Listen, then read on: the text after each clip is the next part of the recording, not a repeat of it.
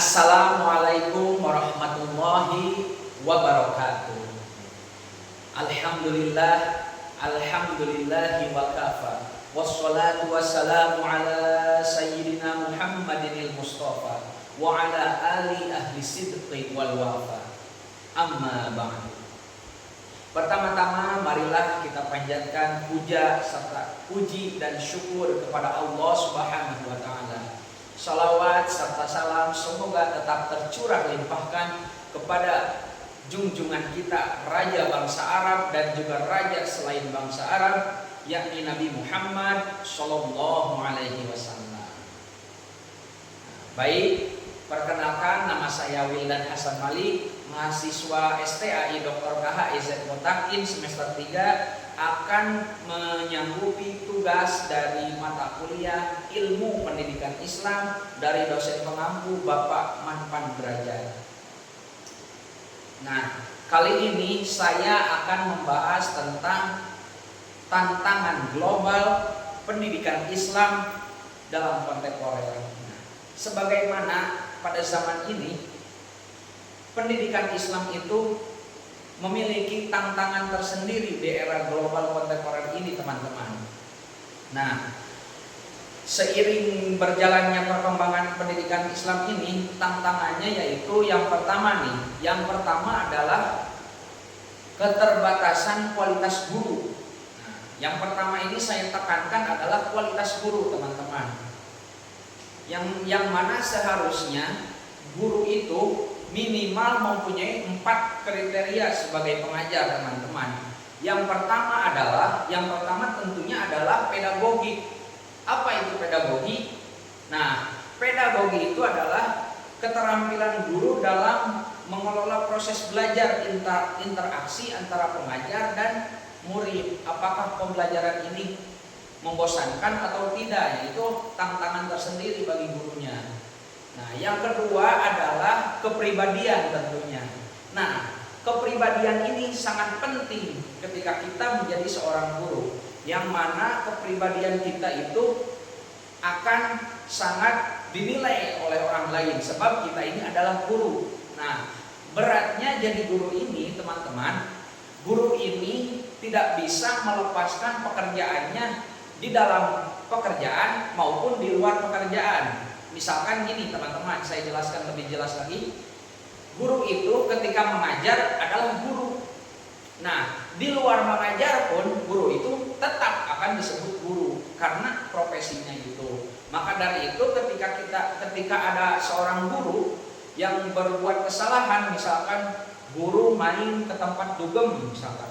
Waduh, orang-orang akan menjudge kepada seorang guru tersebut, waduh, guru kok dugem. Nah, itu beratnya guru itu seperti itu, teman-teman. Jadi guru itu tidak bisa melepaskan gelar gurunya di luar pekerjaannya. Meskipun di luar pekerjaannya dia akan tetap dilihat sebagai seorang guru. Makanya kepribadian ini sangat-sangat penting sekali bagi seorang guru untuk menjaganya.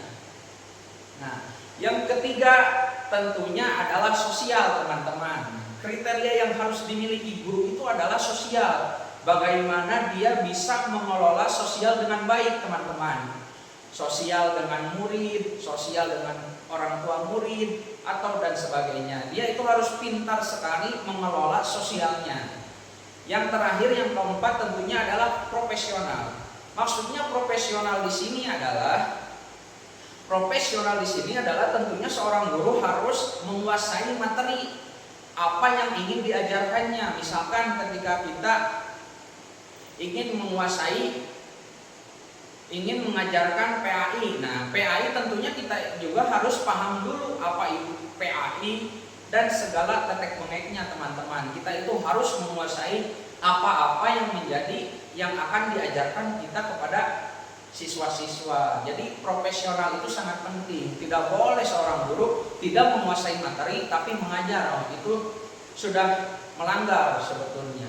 Nah, itu adalah 4 kriteria yang harus dimiliki seorang guru, teman-teman, pada saat menjadi guru.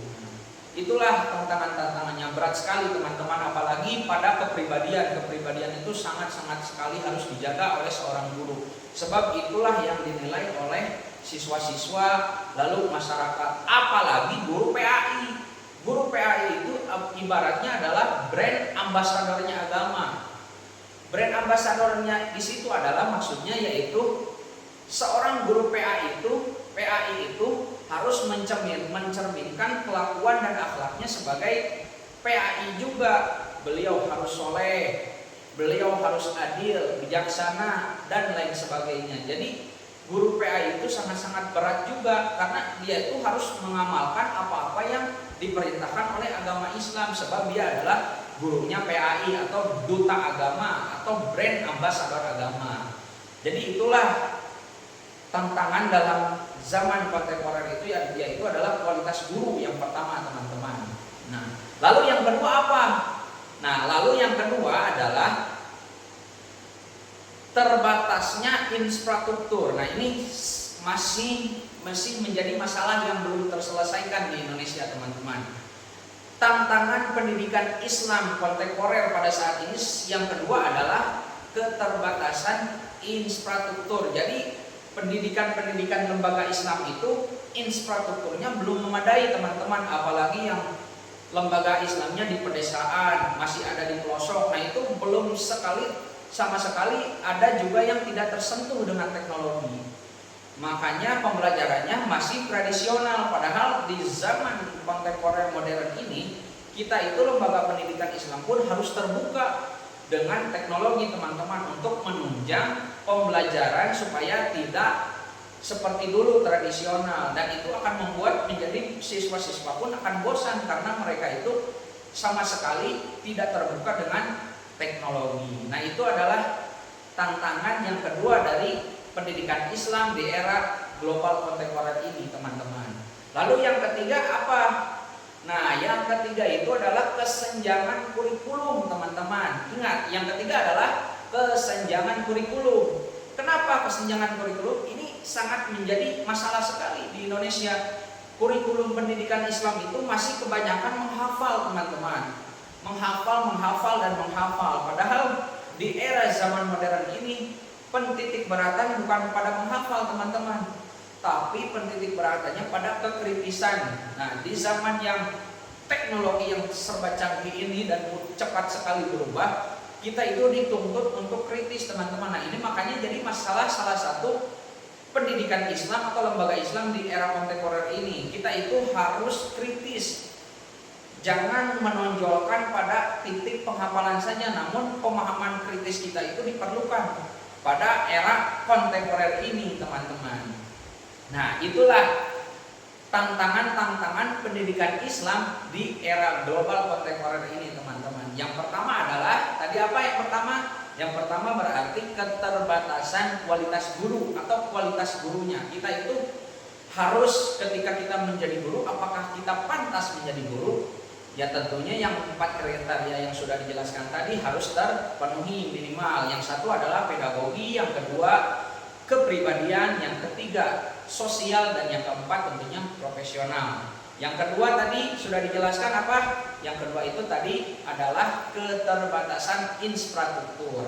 Yang ketiga, yang terakhir adalah kesenjangan kurikulumnya. Semoga di zaman era kontemporer ini pendidikan Islam akan terus berkembang supaya tetap eksis meskipun teknologi dan zaman sudah berkembang dan berubah. Pendidikan Islam akan tetap menjadi terbuka supaya bisa eksis di masa depan. Baik, saya Wildan Hasan Malik.